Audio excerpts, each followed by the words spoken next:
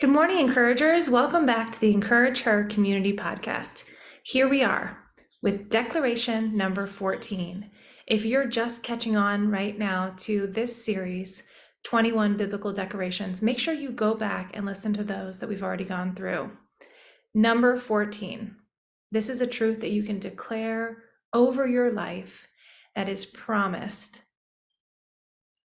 I am a lover of God and of all people. I am a lover of God and all people.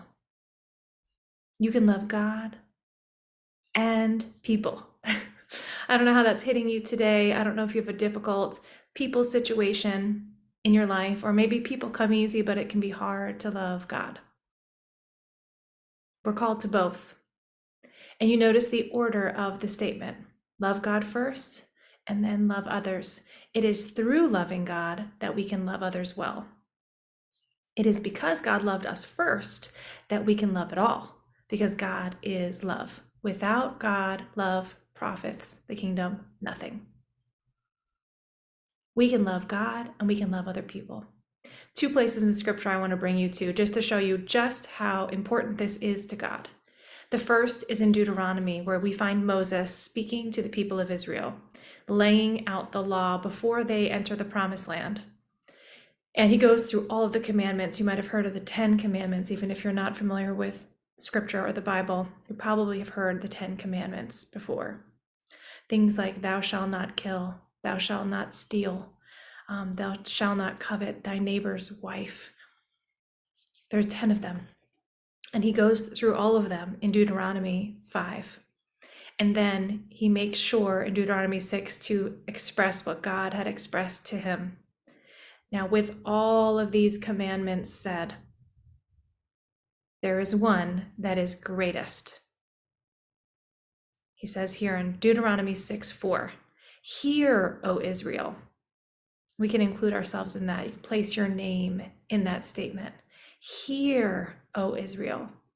The Lord our God is one. You shall love the Lord your God with all of your heart and all of your soul and with all of your might. And these words that I command you today shall be on your heart, and you shall teach them diligently to your children, and you shall talk of them when you sit in your house, and when you walk by the way, and when you lie down, and when you rise. You shall bind them as a sign on your hand, and you shall be as frontlets between your eyes. You shall write them on the doorposts of your house and on your gates. So this is to remind them that the most important thing above all these other laws and statutes that they were living under, and remember, it was just they were living under the law, so there was many, many rules that they were living by, that the most important was to love God. So much so that he wanted to have them remember his statutes, write them on their walls of their home, on their hands even, to be reminded. He wants them to think about them and talk about them all day long, from the minute they wake up till the minute they lay down, when they're walking, when they're doing, when they're sitting in their house, when they're talking to their people, when they're teaching their children. Important to live by these rules. But the most important thing was to love God. So this is from the beginning of God's people entering the promised land.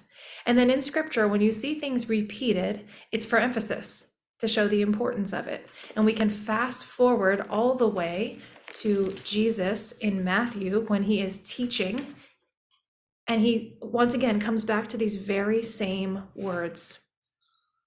It says here, but when the Pharisees, do you remember the Pharisees, the Holy of Holies, or so they thought, heard that he had silenced the Sadducees, they gathered together. And one of them, a lawyer, asked him a question to test him. Teacher, which is the greatest commandment in the law? And he said to him, you shall love your God with all your heart and with all your soul and with all of your mind. This is the greatest and first commandment. And here's where he layers it.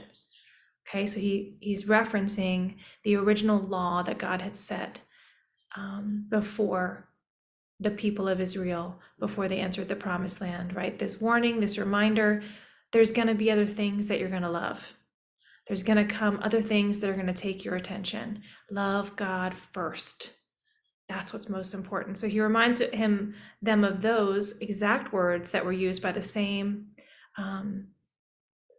God used the exact same words with Moses. He repeats it here for emphasis. But then he layers this commandment. First, love God. And he says here, and the second is just like it. You shall love your neighbor as yourself. On these two commandments depend all of the laws and the prophets.